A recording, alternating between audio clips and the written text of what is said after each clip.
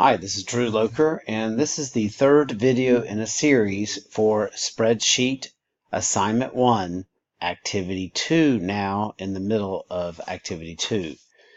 So we left off in the last video completing the formula in E6, calculating the average of grade period 1 with grade period 2.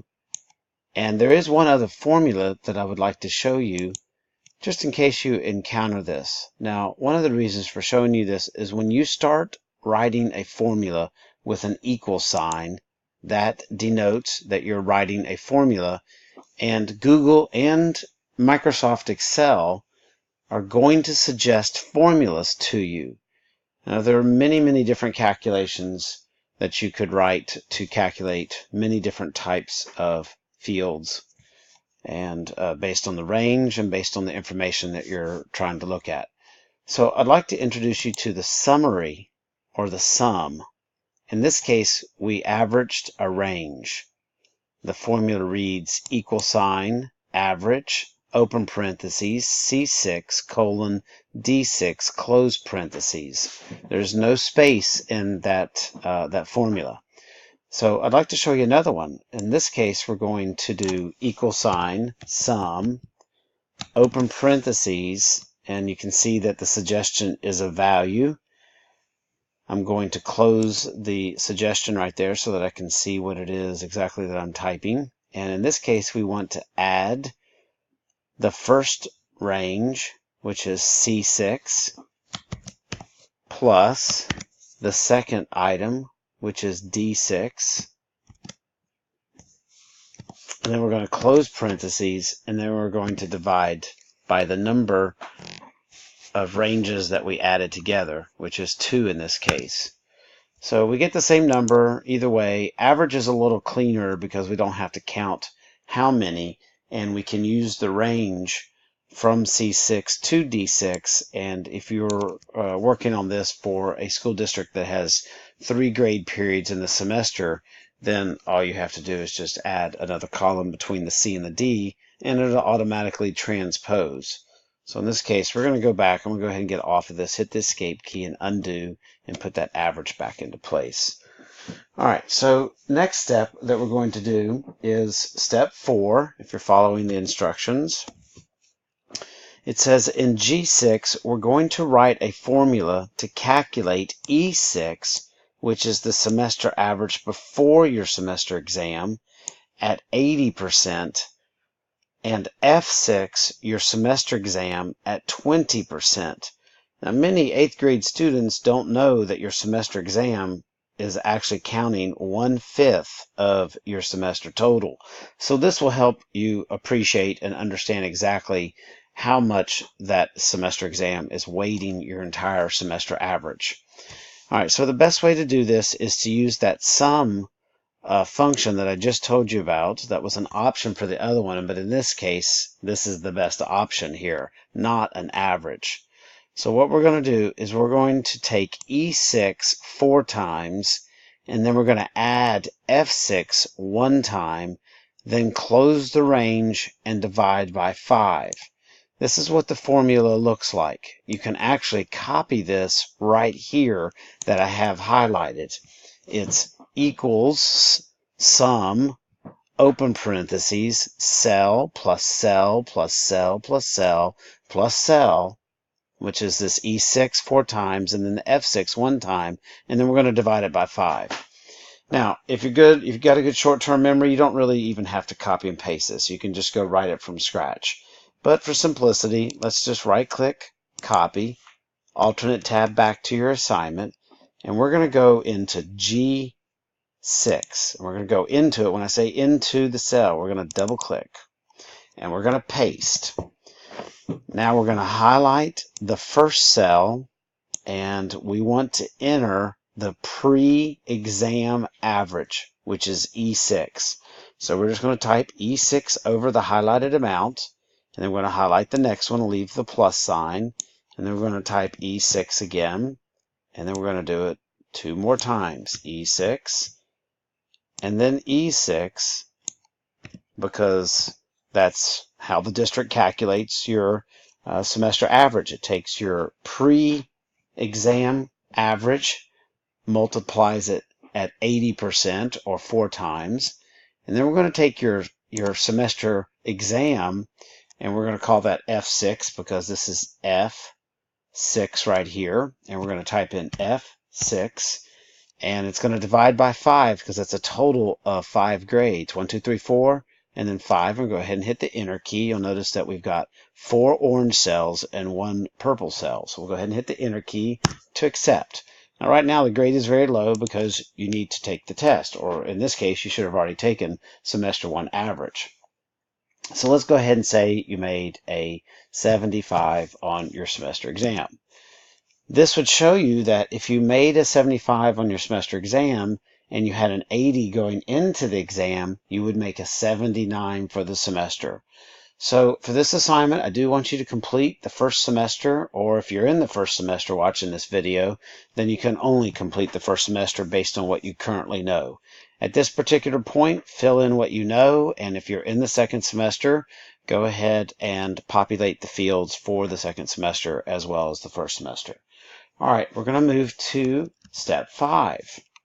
In step 5, it says in L6, you can simply copy E6 and paste to L6. The formula will automatically transpose the formula, updating the range for you. As long as the range is the same relative position, the formula for L6 will work perfectly. So let's take a look at how this works. We can actually copy E6 and G6. Don't worry about the fact that it has that grade in the middle. You can do one at a time. That's fine. Let's just take E6. We're going to click it, and we're going to copy, and we're going to go over here to L6 and paste. There's a formula error. Don't worry about it. Then we're going to take G6, copy, and we're going to paste it. All right, step 6. You can go back to the instructions. I'm looking at the instructions on my side, which actually says to copy from G6 to N6. So now we're going to go change the fill color. This is step 8, and we've already changed the fill color, so we've actually already done step 8. And so now we're going to look at step 9 that says duplicate to other rows. Now we have one of two ways that we can do this. We can either pull down by dragging the right corner. Watch that again right here. There's a little blue box on the outer perimeter of the selected cell. So I'm going to click E6, and then I'm going to pull down this corner. And when you hover over it, you'll know when you're over that little blue dot. And I'm going to pull that down, and it transposes the formulas for us. So E7 is now calculating C7 through D7, and if you click inside the formula, you'll see that it's averaging these two cells. And we can do the same thing for semester 1 average, and we can pull down L6 and pull that down for the second semester. Got to make sure we click the right button though. There we go. And we can pull down semester 2 average. And there's one more formula that we want to calculate, and this is going to be O6. If you have a class that is both math in the first semester and math the second semester, it's the same course. It can't be a different course, like in this case, let's say you're in Tech Apps. Oops, let's get the other P in there. All right, so what we're going to do in the classes that we can, we're going to average semester 1 with semester 2. Let's go ahead and put some grades in first, though. We're going to go to grade period 3, which you'll be getting the report cards here shortly if it's the second semester. Let's say we go ahead and put in that you made an 80 in math, and you don't know the grade period 4. So I want you to just make up a grade. Let's say you do exactly the same in the second or the grade period 4 as you did in grade period 3. So just enter an 80. So what this is going to do is help us know where you stand for what you need for the final, and perhaps if it's an averaging class, what you're going to need to maybe bring the average up to passing. If you are at a 69 for the first semester, what do you need for the second semester to make sure you pass? Or if you're an 89 and you want an A for the year, what do you need to have that A for the course? So how do we build this formula? All right, so we're going to do equal sign, sum, and since the cells aren't contiguous, we got to use the sum, not the average. So we're going to go back and we're going to look at the cell, which is G6. So we're going to do G6 plus, and we're going to go N6 for the second semester, N6, close parentheses, divided by 2, and it tells us that our average is a 72 currently, and that's because we have a no grade for the final. So let's go ahead and put a 75 in for the final. All right. So in this case, if you made a 79 in your math class for semester 1, and you made an 80 in grade period 3, and an 80 in grade period 4, and you made a 75 on the final exam here coming up in May, then you would end up with a 79 for the year. So this allows you to play around with these scores and see what you need to come up with. Let's say you make an 85 in grade period 4, and you made a 75 on the final, then you would have an 80 for the year. Now the last thing we're going to do on this is center justify everything. So we're going to click in the far upper left hand corner, and we're going to click that box, and we're going to go to center justify. And the problem is our title and A1 got messed up, but everything else is fine to be center justified. So I'm going to return A1 back to left justified and leave everything else center justified. And we'll just clean up the cells a little bit, maybe make some of them wider, some of them more narrow, depending on. So now with activity concluded, we're going to begin activity 3. Click the plus sign in the lower left corner, adding a new sheet. Title this the Star 360 Tracker.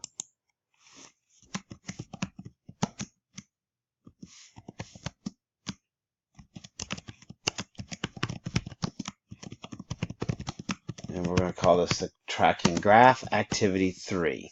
You can probably abbreviate that. Just make sure the Activity 3 is in there. We'll just call it Star 360 Activity 3. And this activity is fairly easy, and hopefully will help you for those of y'all that are using the analog chart in your math classes. And so what we're going to do on this assignment is we're going to type in test date, then scale and score, or scale score. And then in cell A3, I want you to type in 850, then hit the enter key, and then type in 825 and hit the enter key. Now, one of the things I want you to see about this is we're going to highlight the 850 and the 825, and we're going to pull that down to somewhere around A32. Just pull that down. You don't need to go too far, and then let go. And you'll see that the numbers automatically transpose. And then across the top, you can write down your administrations and then put an X by your score. So if back in September or October, or whenever you took your test for your math class, you can actually track your score. So let's say initially you made a 550 in September, and then in October you made a 575. You can go ahead and start marking the scores across the top. Now watch what happens when we highlight September and October and we pull those two over. We'll actually get the months that will pull over as well. So one of the things that I want you to learn about this particular exercise is that when you have a string of numbers, whether it be 1, 2, 3, when you highlight those 3 numbers and then you pull those down, you'll get the numbers to fill in automatically. That's a really nice feature right there. And if you did January and then February, if you were doing the abbreviations for the months, both Google Sheets and Excel will automatically detect that you're talking about months. So whether you've spelled them out or whether you've abbreviated, it finds the common denominator or similarity or the pattern, and it will try to replicate what you started with. So this concludes. Oh, by the way, you can go ahead and freeze rows 1 and 2. And you can go ahead and make those bold, or make row 1 and 2 bold. And this pretty much concludes activities 1, 2, and 3.